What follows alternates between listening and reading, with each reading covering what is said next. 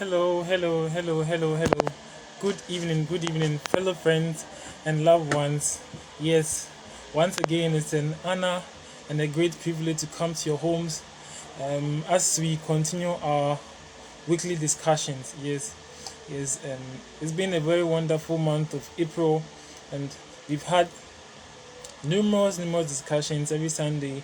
We've had 4 discussions um, on the in the month of April, and today marked the second day of May, and I'm sure that we are all ready. We are all very prepared for today's discussion. Yes, before we start today's discussion, yes, we'll be talking about a surprising incident that happened that was yesterday, and we want to crave your indulgence for your aid so that it helps to progress this good initiative that we started.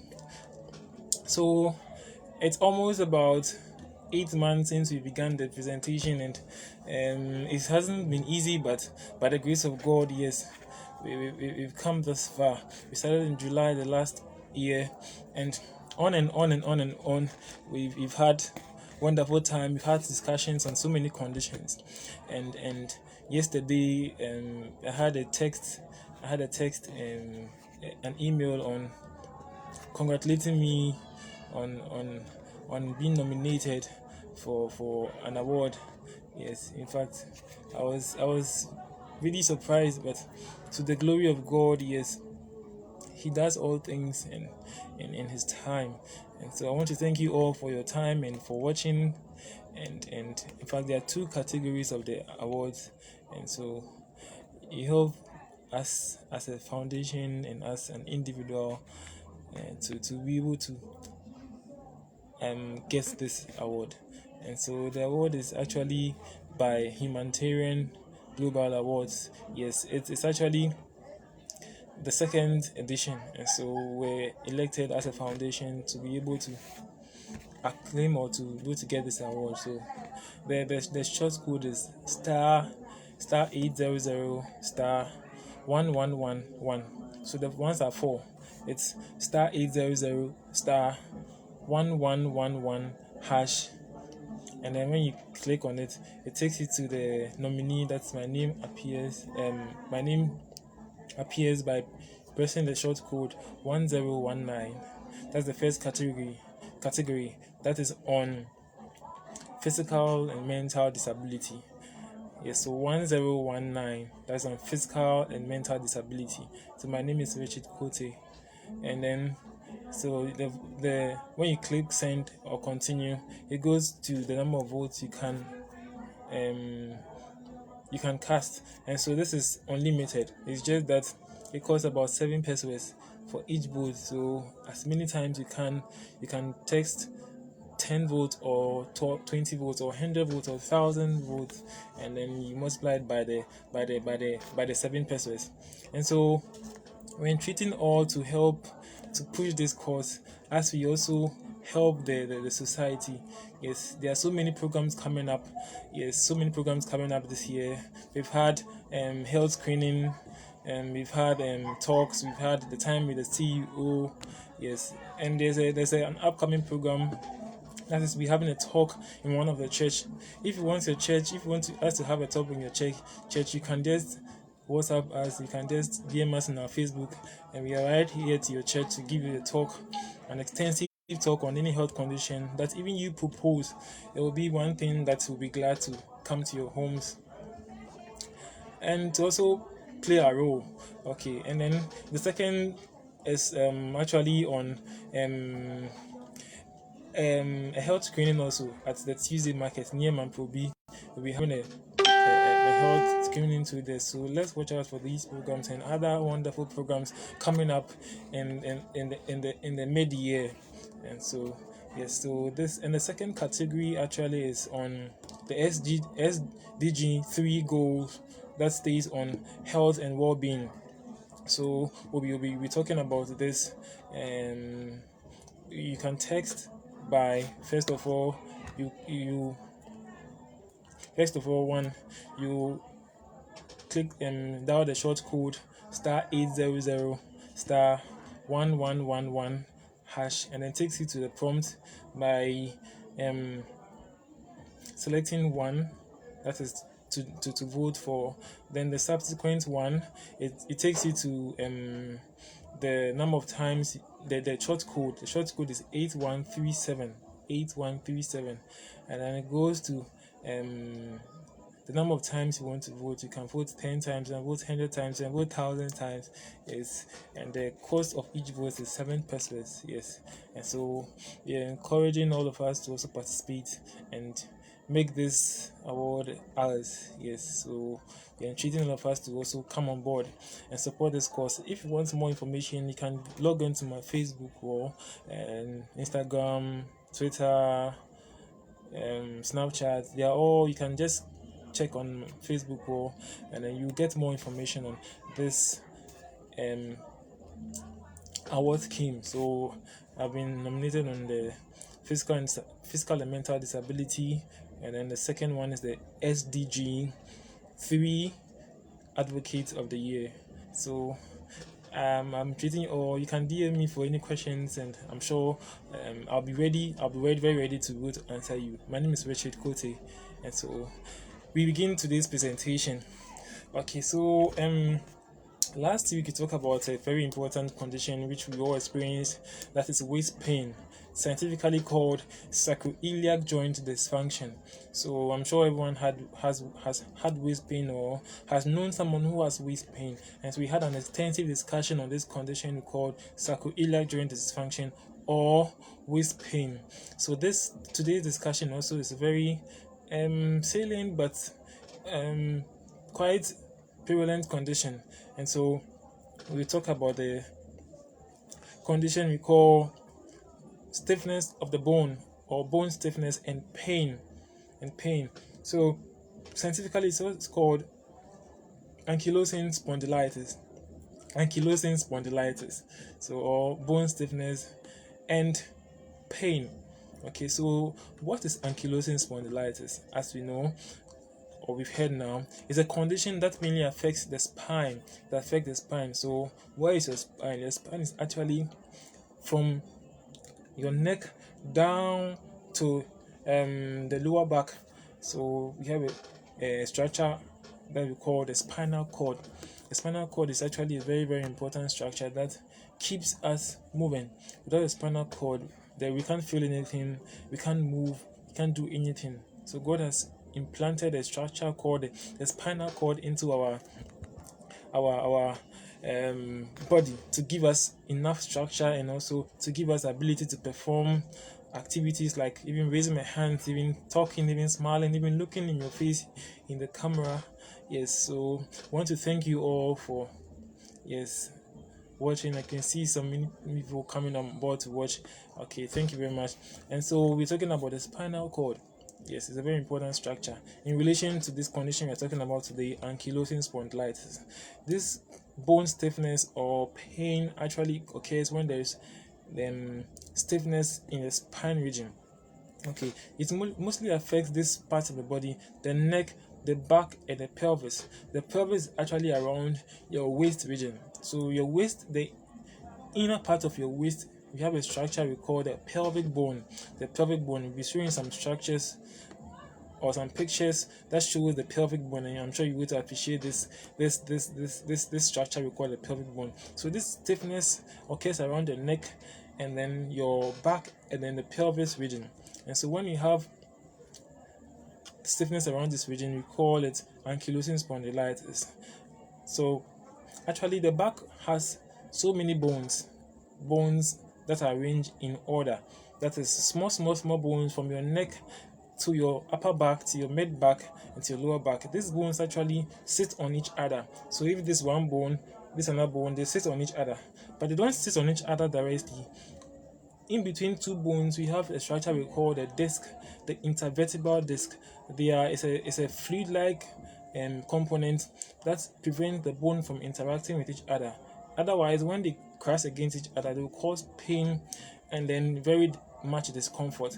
So these structures actually gets worn out with time, and then so many reasons such as increased activity. So when the bones with increased activity, with aging, when these bones come into contact with each other, they can cause them to be attached to each other without even moving. And so simply, when we have stiffness, that is fusion of these bones, we call it ankylosing spondylitis. But let's further explain more on this condition we call the bone stiffness or pain or ankylosing spondylitis. Actually, this condition could, aside your neck, your back, and then your pelvic bone, it could also affect your hips, and then it could also affect your shoulders. There are so many ways of diagnosing this condition, and we'll be talking about it very, very, very soon. Actually, this condition also can affect your eyes, your skin, your bowel, even your lungs, because if your bones are joined together, I mean they're going to compress the available structure around a specific organ, which, for example, your lung is an important structure which helps you to breathe. Without your lungs, I'm sure you'll be dead and gone. And so this structure is very important, our lungs, to help us, to give us ability to breathe. So when this available space becomes compressed, then this balloon structure we call the lungs also becomes compressed, and then we have less amount of oxygen or breath to take in, and so we are likely to have shortness of breath, and then which will ultimately lead to death. And so this condition actually affects a range of people. It has no respect of persons, but science studies have shown that it starts from the age of 15 to 45 years. So from 15 to 45 years, they present with symptoms that we'll be talking about in a short moment. That shows that one may or likely to have ankylosing spondylitis or bone stiffness and pain. One very important symptom is the person complains of pain and stiffness around the back, the buttocks, or the neck. So the person walks about and always complains of pain at the back, at the neck, and then the buttocks region. So with pain and stiffness is a very important indicative factor of this condition called the ankylosing spondylitis. Also, the symptoms get worse after person rests, and with exercises, the person, or with walking and with daily activity, the person's pain relieves or becomes better.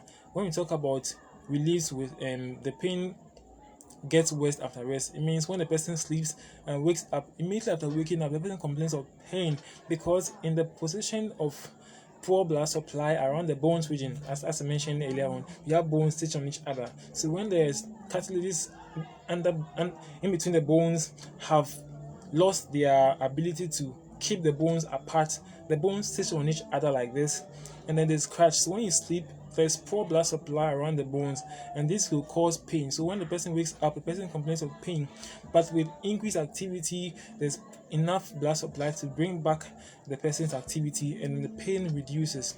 And also the person complains of pain in the tendons and the ligaments. When you say a tendon connects actually the muscle to your bone. The muscles are structures that allow the body to move. So if I lift my hands like this, it's a structure we call the shoulder muscles. Or if I move my arms across sideways like this, it's called the supraspinatus, and this helps us to raise our hands just sideways like this, upwards like this. If this structure is not so strong, it could infer that probably there had been a stiffness around the shoulder joint, and this could probe further, and we could probe further as medical practitioners to be able to diagnose this condition called ankylosing spondylitis if we think the need be. Okay, so aside the pain with after resting, which relieves activity, also you have pain in the tendons and ligaments. The ligaments actually is the bone to bone. So imagine the bones sit on each other without any support in between. These structures called the ligaments, they connect bone to bone. So if you have the bone like this, the bones sit on each other like this, the ligaments cross over. So the ligaments cross across like, and they come to attach on this bone. So it's like this. So one crosses up and comes to attach on this one like this, and then there's pain. So they scratch against each other, and it brings about discomfort.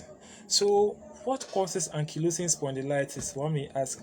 As of now, we don't have any specific cause of this condition called ankylosing spondylitis. Some related to low back pain, that some related to so many reasons. But then scientists are still researching and having more detailed study on this condition called ankylosing spondylitis, and then they've come out with actually a gene called the HLA B27 antigen, and actually is seen in your system. And so when they take your blood and they take a sample of your blood and they find out that there's a high amount of this antigen or this gene in your body, then they can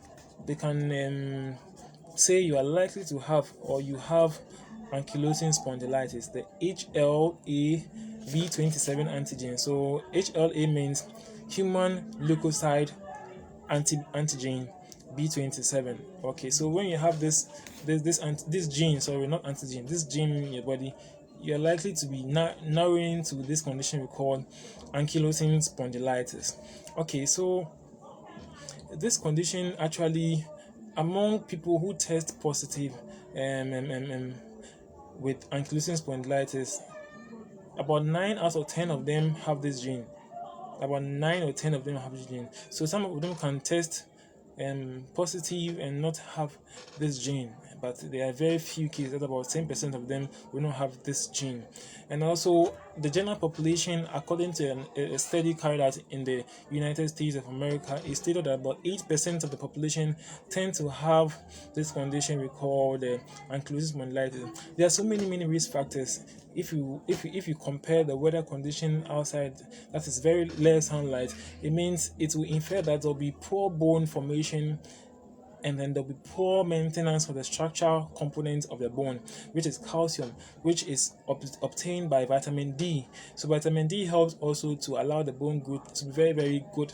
But outside like this, that we have very less amount of sunlight, they tend to have fragile bones. And then there are so many conditions. You talked about one very important condition we call osteoporosis, osteopenia, so many other bone conditions, and ankylosing spondylitis, as we are talking about today, is not an exception. Yes. Okay, so this gene, when noted in, that is HLA-B27 antigen, is we narrow it to find out that it could be a cause of ankylosing spondylitis. But recently, there has been other research that has been carried out and has found out that some genes we call the IL-23R and the ARTS1 genes also are likely to be associated with ankylosing spondylitis. But then there are more research to be carried out to confirm this statement. So how do you diagnose this condition called ankylosing spondylitis or bone stiffness in the joints of the body? Okay, so actually this condition is noted and is diagnosed through the use of X-rays. You can use X-rays, you can use MRIs, you can use CT scans to see the bone segments, whether they are reduced or they are joined together, and this helps us also to be able to diagnose this condition as such and definite in its in our quest. Also, as we mentioned, the blood samples to check whether we have the HLA-B27 antigen. This all helps to diagnose this condition called ankylosing spondylitis. Okay, so when we note this condition, as we are talking about, we refer to a very important specialist. Yes, when we note the gene in the structure of the patient or the individual, we refer the person to a rheumatologist. A rheumatologist is actually someone or a doctor or a specialist who deals with conditions that involve genes, yes, antibodies. So when we have antibodies being produced to fight against themselves, we see a rheumatologist, and this condition, ankylosing spondylitis, could be a signal of an HLA B27 antigen. So refer the patient or the person to a rheumatologist. Okay, so before we talk about the treatment, we'll be talking about some very essential components. So let's just a minute. Okay, yeah. So there are so many ways of diagnosing this condition. Actually, there has been stated about two criteria for diagnosing this condition, about 2 diagnosing criteria. And then 1, the person should have a low back pain and stiffness for more than 3 months, and this stiffness should improve with exercise, but when the person rests and wakes up, the person should still have pain. This is 1 criteria, that is, the person should have low back pain and stiffness for which exceeds more than 3 months. And then when the person is noted about having this pain and stiffness for more than 3 months, with exercise, the person should have relief of pain. But then when the person rests for some time, the person's pain should come up when the person wakes up. Also, the person should have limited movement at the lower back or the back.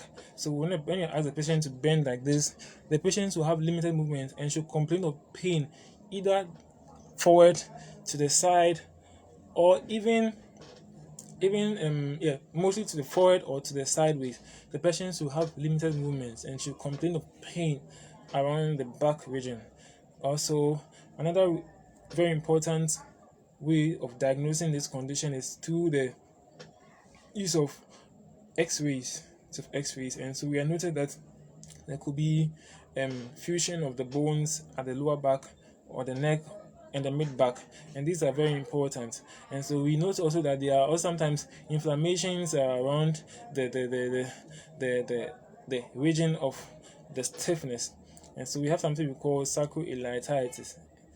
Yes, so these are inflammation around the pelvic region. So we talk about the fact that there are 3 main regions where this condition is mostly seen: the neck, the back, and the pelvic region around your genital region.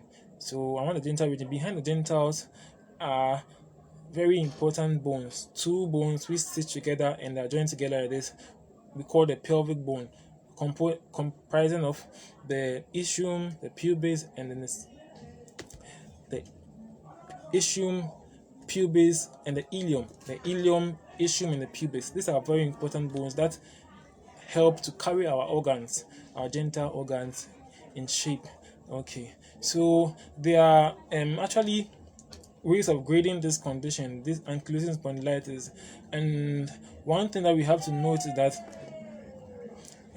we have the moderate, we have the mild, we have the moderate, and then we have the severe. Severe is where we have very little to do, and then we resort to surgery. Okay, so there are so many indications of having this condition called the ankylosing spondylitis. When we say indication, there are signs that show that a person may have or is likely to have or is in the process of having ankylosing spondylitis. 1, the person complains of pain, and then carrying out daily activities, it becomes very difficult, such as carrying things or moving the body from sideways to sideways, or moving the body, picking some things on the ground.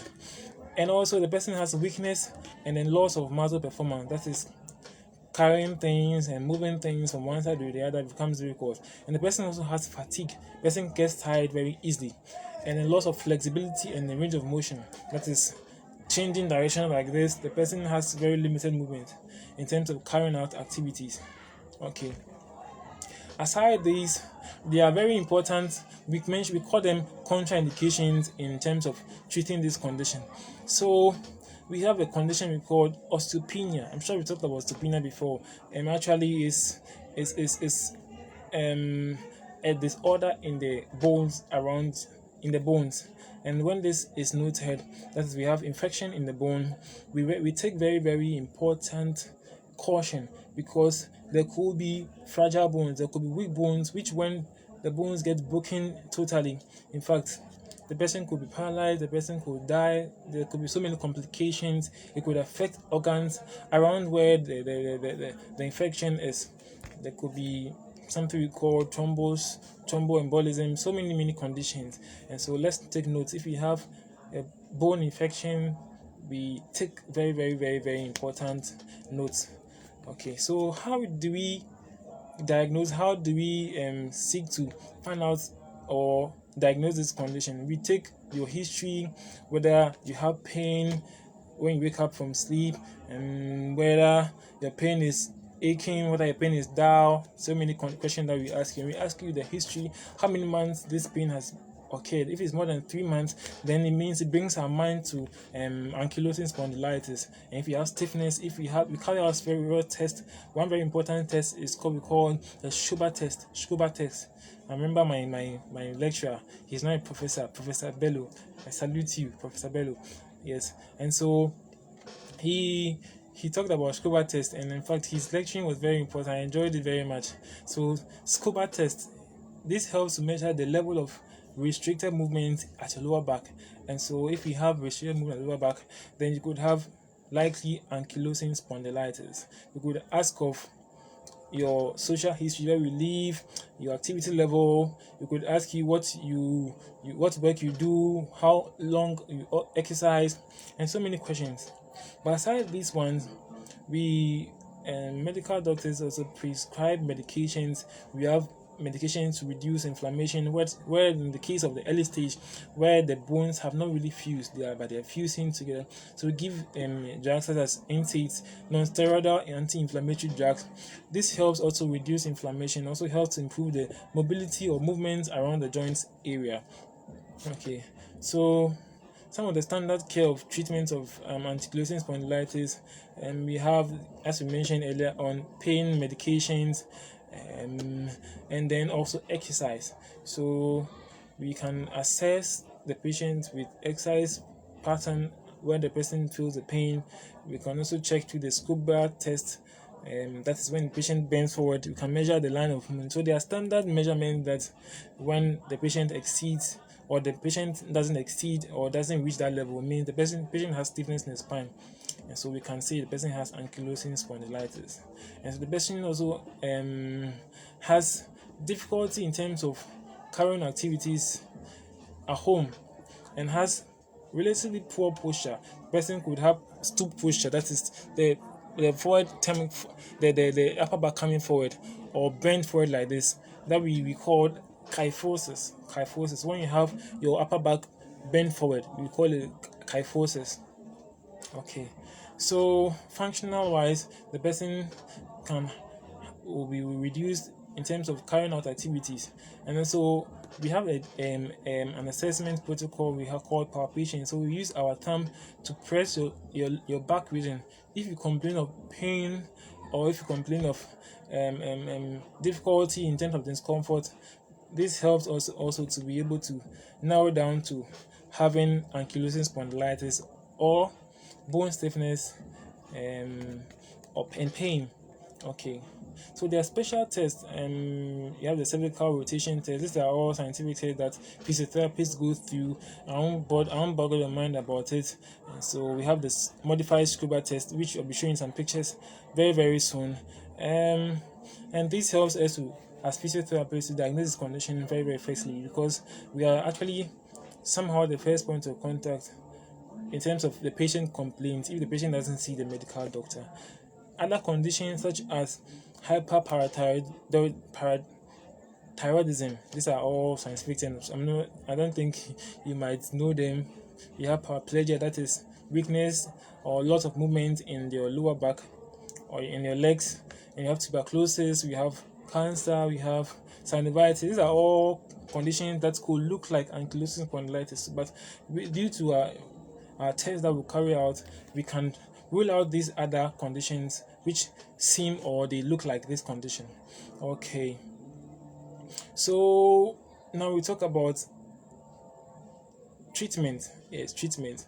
Before we talk about treatment, let's look at a very important, just a minute. Okay, so yes, so can this condition be cured? One may ask. Yes or no. Actually, the second option, no, it can be cured, but there are very real standard treatment protocol that when it's noted early, the person can function and live for a long period of time. And so early treatment is very important. And then when the physiotherapist notes it, the physiotherapist or the medical doctor refers you to the specialist called the rheumatologist, and he assesses you and comes back to the therapist for exercises to help you to return to function as early as possible. So when the rheumatologist also sees you and assesses you, we go through various exercises, and research has shown that hydrotherapy, that is swimming, is a very, very good exercise to prevent this condition from occurring. Swimming. So if you know how to swim, kudos to you.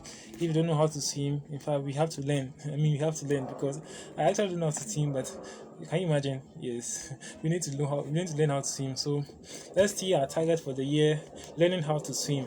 Okay. So aside exercises, swimming, aside stretching exercises, also medications are given to relieve the pain. Sometimes injections are given. Okay, and also we also need to make sure that we eat good food. The food we eat also is very, very important, because then they contain nutrients that helps to nourish our bones and nourish our intervertebral disc, the disc that prevent the bones from coming together, and they help us to live longer and stress free, and also stay active, so we can be working more often. So those who sit for a long time, I know that our bankers are at a negative side, because they have no option than to sit down, and other workers. But then in between time, you can just stand and take some steps in order to relax the back, and these are very, very important that we should take note of. And actually, if you have complaints or you don't feel so comfortable at your lower back, you need to contact a physiotherapist or a medical doctor to be able to help you diagnose this condition as such. Okay, so we are talking about the condition called ankylosing spondylitis, or bone stiffness and pain.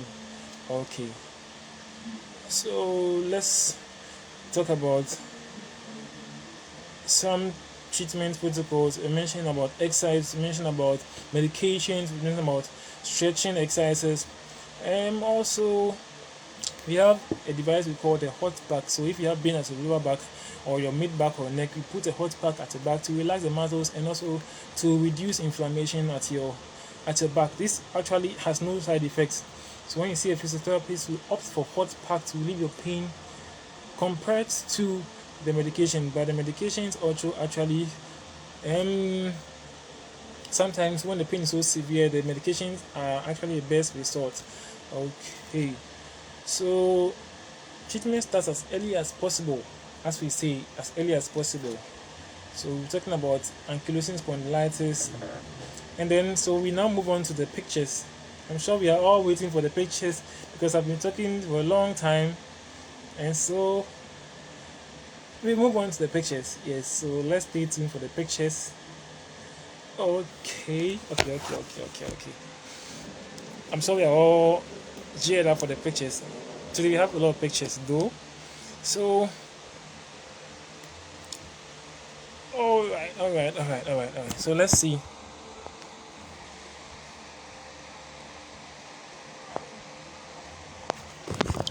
Okay.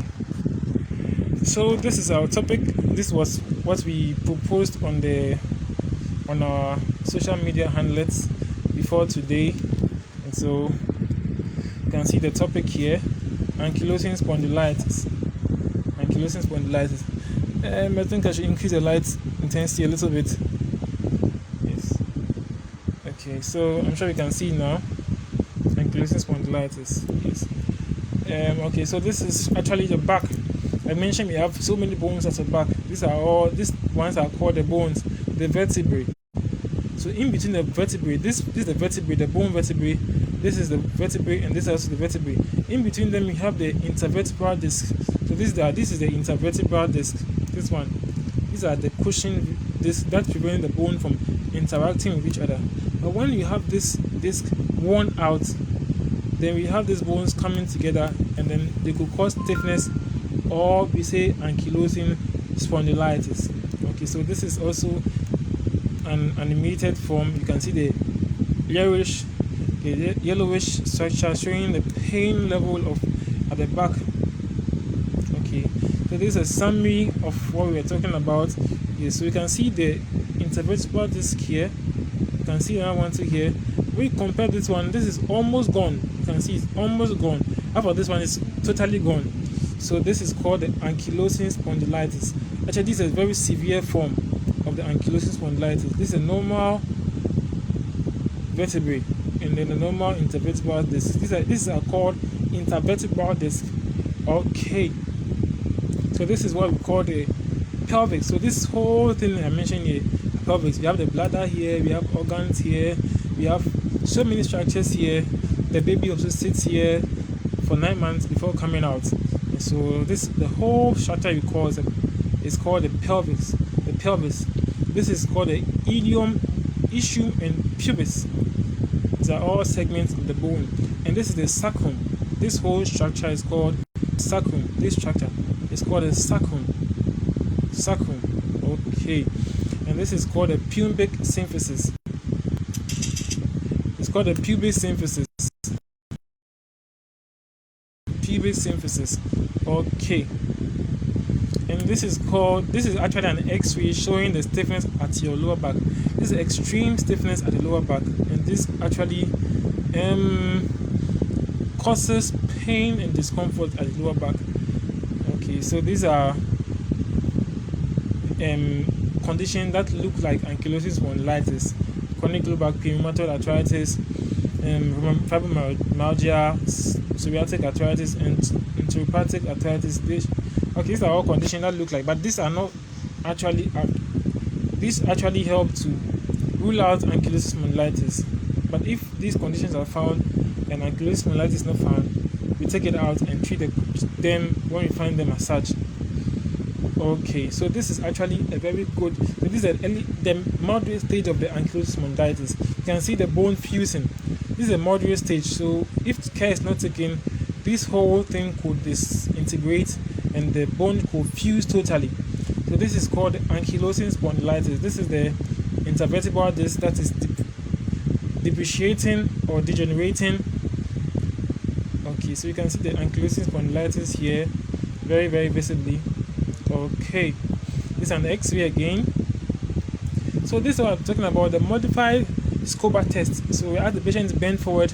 So there's a particular length of the tape measure. If it's less than that length, it means there's stiffness at the lower back. The expected length in males is different from females, and so if the expected length is shorter or smaller, then the person is likely to have ankylosing spondylitis. And so another way is, you can see it here, abduction test. So you can see moving of the arm side, the moving of the leg sideways. Yes, if there's reduction in the length as expected, then the person could have ankylosing spondylitis. Also, we have something we call chest expansions. You can see the man here raising the hands up. The man raises the hands up and breathes in. So as the man breathes in, the chest expands. So immediately the man breathes in, you measure the circumference of the chest. If it's smaller than expected, then the person is likely to have ankylosing spondylitis. So this is called a chest expansion test for ankylosing spondylitis. And also we have the sideways bend. So this also, if the length is smaller than expected, the person is likely to have ankylosing spondylitis. Okay, so these are all. So you can see the persons here, the bones are fused, almost fused. If you look at this one, you see the bones are very clear, they are very spacious with the intervertebral disc. But this one, they are smaller bones, almost gone. You can see it's almost gone and a reddish in color. That indicates stiffness and pain. So these are some of the structures where the ankylosing spondylitis can occur. It can occur in the eyes, in the jaw, in the neck, in the shoulders, in the ribs, in the whole back. It could affect the hips, it can affect the ribs, wrists, it can affect the fingers, it can affect the knee, the heel, and toes. These are all structures that ankylosing spondylitis can affect. So now the picture, a summarized picture. Okay, so these are some of the same things that show when someone has ankylosing spondylitis. Okay, the parts affected. This is the anatomy of the spine. This is an X-ray of the lower back showing the growth around the vertebral disc, so you can see the bone growing upwards. That shows that the person is likely to have, in a shorter time, a fused vertebrae. That is called the Ankylosing spondylitis. Okay, so this is also an example of the anatomy of the spine. Okay, so we have a fused vertebrae. This is an annotated sketch. Okay, so this is a normal one. You can see the painful one. The bones are a bit not in order, and then there are cracks in the bones. You can see this size of the intervertebral disc is bigger than this one, and it's reducing in size gradually. Okay, so the person is likely to have ankylosing spondylitis. These are the parts that's affected: the neck, the upper back, the lower back, the pelvic bone. Okay, so this is how the person looks like if the person has ankylosing spondylitis. The person is stooped forward a little bit. These are all signs of ankylosing spondylitis. Also, you can see the pictures here. These are more pictures. I'm sorry you're able to appreciate them very well. So you see some exercises that we do. So this is one of the exercises that we do with someone having ankylosing spondylitis. So you raise the back up a little. Okay. So we advise that the person sits very well. So all office workers need to sit very well. This is the right posture to sit in. So avoid sitting this way. When you notice that we are stooping forward or someone asks you to sit upright, just keep the posture, this posture. I'm sure you'll be fine. Some of the exercises that we do with someone having ankylosing spondylitis, these are some of the exercises. I'm sure you can see the video here. So this helps to stretch the back and also improve the movement at your lower back. Some of the exercises. So yoga is also incorporated. So this is also what we're talking about initially. Some of the exercises that we do. So we put a pillow at your upper back and the mid back, and then it helps to stretch a little to open up the bones at your lower back, and this helps to relieve the pain experienced. These are some of the exercises that we also go through. So we can have alternative treatments for ankylosing spondylitis. These are some of the summarized speech I talked about, discussion talked about earlier on, and so it gives you a very good treatment, the symptoms, the treatment, and the prevalence. Okay, so these are some of the exercises that we go through. This is a gym ball. This helps to stretch the back and improve movement. Some of the exercises that are going through, some of the exercises. Okay, so I'm sure we are coming to the end of our discussion. Okay, so once again, I'm sure we've had a very, very wonderful time, wonderful evening. It's been long, but I'm sure you've learned a lot. So thank you very much for your time. Yes, in fact, I've also had a wonderful time. I've learned a lot, and I'm sure you also learned a lot. And so we'll be willing to discuss and share the page. In fact, this video will be put on YouTube. You can subscribe to my YouTube channel, Richard Kotey, RICHARD KOTEY, the YouTube channel, and then you can watch other presentations that have been discussed or that has occurred in the past weeks from last year July up until now. Yes, it's been subsequent continued education, and I'm sure you will learn a lot from our discussion. So thank you very much for the time. I've had so many people coming on board. I've had Chantel, I've had Rachel, I've had Christopher, I've had Mary, and others coming on in between time and leaving. Thank you very much for your time.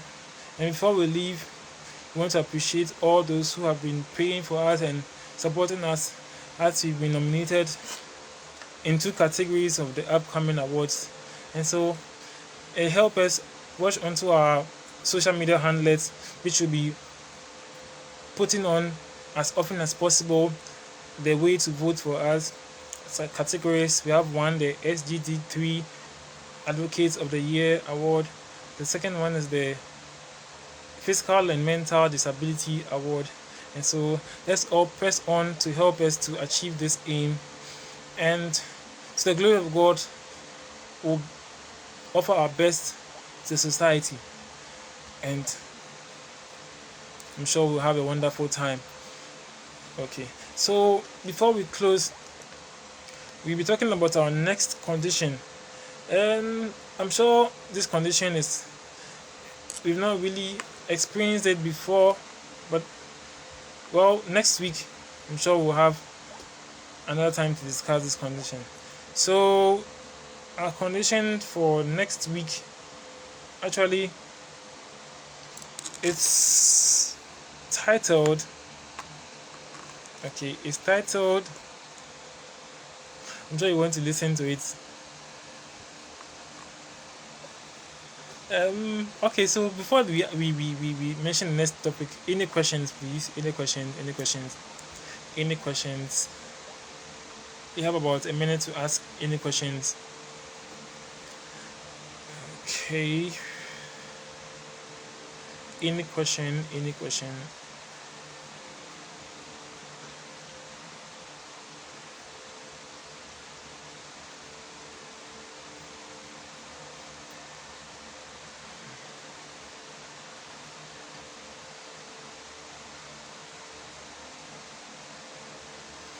Okay. So no questions. So our topic for next week's discussion is titled lower crust syndrome. Lower crust syndrome. If you want to learn more, which I'm sure you want to learn more about this condition, lower crust syndrome, let's stay tuned for next week, and I'm sure we'll have a lot to discuss about this condition. Have a blessed evening. Today, the 2nd of May 2021. May the good Lord with us all and protect us and take us to next week. So, next week, Sunday. Have a blessed evening and happy holiday tomorrow. And take care. Goodbye. Have a blessed evening. Goodbye.